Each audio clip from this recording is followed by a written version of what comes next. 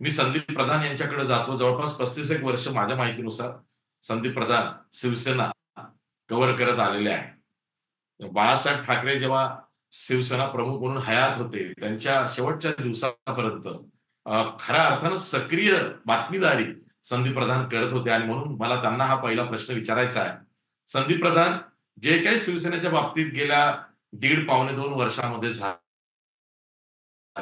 जर का मी तुम्हाला थेट प्रश्न विचारला की याला जबाबदार कोण?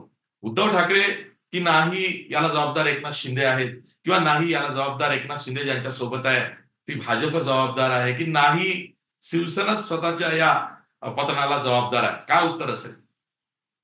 आशिष, याला काही एकटा एक कुणी व्यक्ती जबाबदार आहे असं नाही म्हणता येणार. पण एक निश्चित गोष्ट आहे, की नरेंद्र मोदी यांचा या देशात उदय झाल्यानंतर अनेक जे प्रादेशिक नेते आहेत, प्रादेशिक पक्ष आहेत, त्यांच्यासमोर एक मोठा प्रश्नचिन्ह निर्माण झालं आणि ते प्रश्नचिन्ह शिवसेनेच्या बाबतीतही निर्माण झालं. म्हणजे कसं आहे, की प्रादेशिक पक्षांना 2च पर्याय नरेंद्र मोदींसारखं जेव्हा एक विशाल असं देशव्यापी नेतृत्व जेव्हा उदयाला येतं, जे एकेकाळी इंदिरा गांधींच्या रूपाने काँग्रेसकडे होतं, तर तसं जेव्हा निर्माण होतं, तेव्हा त्यांच्यासमोर 2च पर्याय असतात.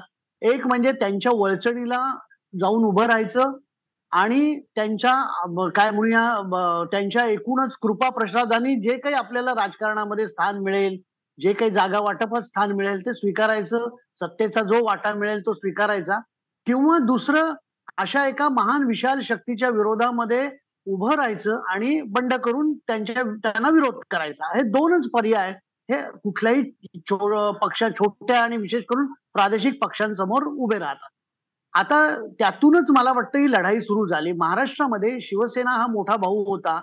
शिवसेनेच्या सहाय्याने भाजप महाराष्ट्रामध्ये वाढलं हे तर उघडच सत्य आहे. अर्थात भाजपच्या नेत्यांची प्रयत्न म्हणजे वसंतराव भागवत असतील, गोपीनाथ मुंडे असतील, प्रमोद महाजन असतील, या सगळ्या नेत्यांचे प्रयत्न आहेत. त्यालाही काही म्हणजे वाद नाहीये, की ते निश्चितच आहेत सगळे. पण शिवसेना प्रमुख बाळासाहेब ठाकरे यांचं नेतृत्व त्यावेळेला हे युती म्हणून, युतीचे नेते म्हणून भाजपने सुद्धा स्वीकारलं होतं. आपल्याला माहिती की जेव्हा भाजप गांधीवादी समाजवादाचा जप करत होती, तेव्हा शिवसेनेने हिंदुत्वाचा मुद्दा घेतला आणि मग शिवसेना भाजपची युती झाली आणि पुढचा इतिहास सगळा घडला. त्या आता इतिहासात तपशीलवार मी जात नाही. 2014 मध्ये जेव्हा मोदींचं नेतृत्व उदयाला आलं, म्हणजे खरं तर 12 पासूनच त्याची सुरुवात झाली, 10-12 सालापासून. तर तेव्हापासून एक प्रश्न शिवसेनेसमोर असा निर्माण झाला, की छोटा भाऊ म्हणून आपण भाजप बरोबर राहायचं का? आणि मला असं वाटतं, की उद्धव ठाकरे यांना ते काही मान्य नव्हतं.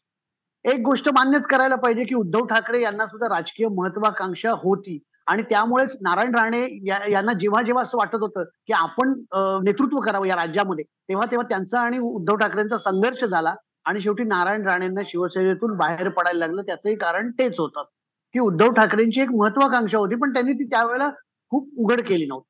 2014 मध्ये जेव्हा मग भाजपशी त्यांचा संघर्ष सुरू झाला, तेव्हा कुठेतरी त्यांनी ते मान्य केलं, की आपल्याला महाराष्ट्राचा मुख्यमंत्री व्हायचंय, आपल्याला राज्याचं नेतृत्व करायचंय आणि त्याच्यातूनच पुन्हा संघर्ष सुरू झाला एकनाथ शिंदे यांच्याशी. नारायण राणे असतील, एकनाथ शिंदे असतील, हे पक्षाला रसद पुरवणारे, आर्थिक ताकद पुरवणारे नेते म्हणून ओळखले जात होते आणि स्वाभाविकच असं आहे, की जो कोणी पक्षाला ताकद पुरवतो, रसद पुरवतो, आमदारांना मदत करतो निवडणुकीमध्ये, त्याची स्वाभाविक अपेक्षा अशी असते, की विधिमंडळ पक्षाची जेव्हा बैठक होईल, तेव्हा नेतृत्वासाठी आपलं नाव पुढे व्हावं. बाळासाहेबांना स्वतःला अशी काही महत्वाकांक्षा नव्हती. त्यांना राजकारणातले जे ताणेबाणे होते, त्याच्यामध्ये काही रस नव्हता. ते कलाकार होते, व्यंगचित्रकार होते, रसिक होते. त्यामुळे त्यांना या राजकारणाच्या रोजच्या धबडग्यामध्ये काही पडण्यामध्ये रस नव्हता आणि त्यामुळे मग त्यांनी मनोहर जोशी असतील, नारायण राणे असतील, अनेकांना पदं दिली, पक्षामध्ये मोठं केलं. अत्यंत सामान्य कुटुंबातली अनेक माणसं त्यांनी मोठी केली. त्यांना राजकारणात उभं केलं. पण उद्धव ठाकरेंच्या महत्वाकांक्षांमुळे सुरुवातीला नारायण राणे आणि म्हणजे तो 2004 मध्ये आणि नंतर मग आता एकनाथ शिंदे यांच्याशी त्यांचा संघर्ष सुरू झाला आणि त्याच्यातून हे सगळं घडलेलं आहे.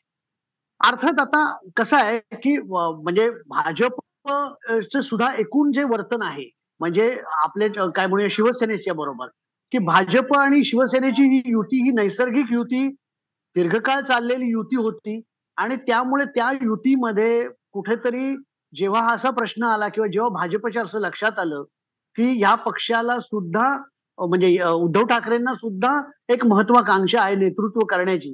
तेव्हा जर समजा भाजपच्या नेत्यांनी थोडं मोठं मन करून समजा असं ठरवलं असतं, की वैचारिक पायावर उभी असलेली ही जी युती आहे, त्याच्यामध्ये आपण मुख्यमंत्री पदाचं काही काळासाठी वाटप करू शकतो, तर कदाचित हा तिढा सुटला असता.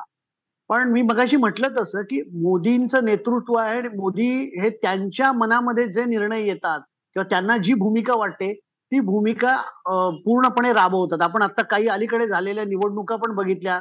त्यांनी अत्यंत म्हणजे फारसे कुणाला माहीत नसलेले चेहरे हे सुद्धा मुख्यमंत्री पदावर बसवले आणि जे पक्षामधल्या 3-3, 4-4 टर्म मुख्यमंत्री राहिलेले आहेत, त्यांना एका फटक्यात बाजूला केलं. त्यामुळे माझं म्हणणं असं आहे, की त्या भाजपनी सुद्धा ही भूमिका जर समजा घेतली असती, की नाही हिंदुत्वावरची युती आपल्याला टिकवायची आहे आणि आज आता जी भाजपची एकूण अवस्था झालेली आहे, म्हणजे त्यांनी वेगवेगळे पक्ष फोडल्याचे आज त्यांच्यावर टीका होते. ज्या मंडळींवर त्यांनी भ्रष्टाचाराचे आरोप केले, ज्यांना तुरुंगात पाठवू, अशा पद्धतीचे दावे केले, राणा भीमदेवी थाटाच्या घोषणा केल्या, त्या सगळ्या मंडळींबरोबर त्यांना सत्तेत बसायला लागतंय. आपल्याला माहिती आहे, की नागपूरच्या अधिवेशनामध्ये हिवाळी अधिवेशनामध्ये नवाब मलिक जे आत्ताच अलीकडे याच्यावरून आरोग्याच्या कारणासाठी जामिनावर सुटलेले आहेत आणि ज्यांच्यावरती दाऊदशी संबंध असल्याचा हे होता. त्यांना ते 6 सत्ताधारी महिन्याची बाकावर मुदतवाढ पुन्हा बसल्यामुळे काल सुप्रीम कोर्टाने दिली आहे. हां, तर ते गहजब झाला त्याच्यावरून आणि भाजपच्याच आमदारांनी मागणी केली, की नवाब मलिक यांना पुन्हा तुरुंगात पाठवा, त्यांचा वैद्यकीय जामीन रद्द करा. आणि आज आपण आता बघतोय कोर्टाचं जे काही बातम्या आल्या आहेत, की ईडीनी त्यांच्या वैद्यकीय जामिनाला विरोध केला नाही. म्हणजे ह्याचं पण गुपित आपल्याला माहीत नाहीये, की काय का भाजपच्या आमदारांचं काही ऐकलं जातं का नाही दिल्लीमध्ये आणि त्याप्रमाणे ईडीला आदेश दिले जातात की नाही. म्हणजे थोडक्यात मला सांगायचं काय, की आज भाजपला अनेक तडजोडी करायला लागल्या. म्हणजे ती जर एक तडजोड कदाचित शिवसेने म्हणजे कारण खोटं कुणाला माहीत नाही, की बंद दाराआड दिलं होतं आश्वासन का नाही. आपण क्षणभर असं म्हणून दिलं नव्हतं. पण जेव्हा अशी पद्धतीने वेळ आली, की आता युतीच तुटते, तर भाजपनी सुद्धा तो विचार करायला हरकत नव्हता. जसा त्याचा दाखला शिवसेना देते नेहमी, की जेव्हा वाजपेयींचं सरकार आलं, तेव्हा किती खाती शिवसेनेला देणार? असा प्रश्न सातत्याने बाळासाहेबांना विचारला जात होता. आणि तेव्हा बाळासाहेबांनी वाजपेयींना सांगितलं, की तुम्हाला ममता, समता सगळ्यांना सांभाळायचंय. वेळप्रसंगी आम्हाला नाही काही खाती दिलीत तरी चालेल, पण तुम्ही सरकार बनवा, आम्ही तुमच्या पाठीशी आहोत. तर अशी एक म्हणजे दीर्घकाळ चालणाऱ्या युतीमध्ये अशा पद्धतीची एक सौहार्दाची भावना असायला पाहिजे. पण ती ना उद्धव ठाकरेंकडून राखली गेली. मागे चिमूरच्या जागेवरून सुद्धा उद्धव ठाकरेंचा भाजपशी खूप एक प्रकारे आता ही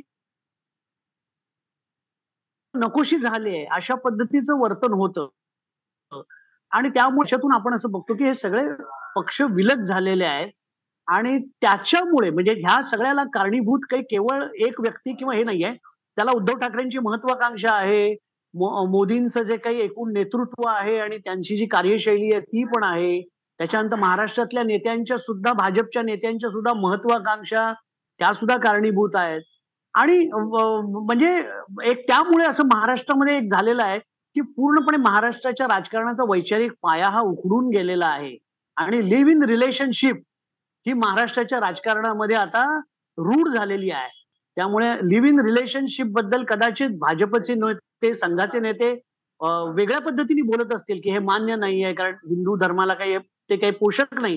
पण महाराष्ट्रामध्ये मात्र एक राजकीय लिव्ह इन रिलेशनशिपची संस्कृती ही आता उदयाला आलेली आहे.